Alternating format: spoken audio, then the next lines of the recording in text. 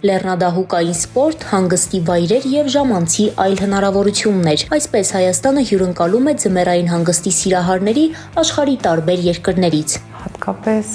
շատ են ակտիվացել հյուրատնային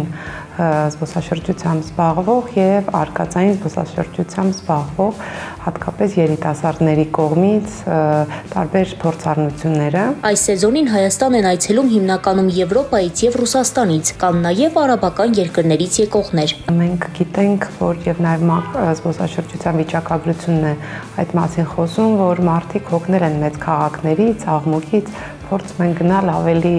էսթետիկ, փոքրիկ վայրեր։ Այսպիսի հանգիստ են նախընտրում հատկապես եվրոպական երկրներից զբոսաշրջիկները, պատկերը այլ է մյուսների դեպքում։ Արաբական երկրներից Հայաստան եկող զբոսաշրջիկին ավելի շատ հետաքրքրում է բնական լանդշաֆտները, ձգտում են այնպիսի վայրեր, որտեղ կա ձյուն։ Հայաստանը այս առումով մի քանի առաջարկներ ունի։ Լեռնային ռելիեֆը եւ կլիման հնարավորություն են տալիս այցելուներին զբաղվելու արկածային զբոսաշրջությամբ, մասնավորապես լեռնադահուկային սպորտով։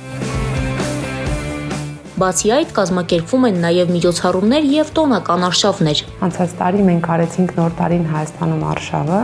ինչի արդյունքում բավական լավ ցուցանիշներ գրանցեցինք մարզերում, Նոր տարվա օրերին։ 2026-ն էլ կմեկնարկի նոր արշավով։ Սա իր հերթին հնարավորություն կտա զբոսաշրջիկներին նորովի ճանաչելու մեր երկիրը եւ որոշելու, որ ուղղությունը այս տարի կդառնա լավագույնը ձմեռային հանգստի համար։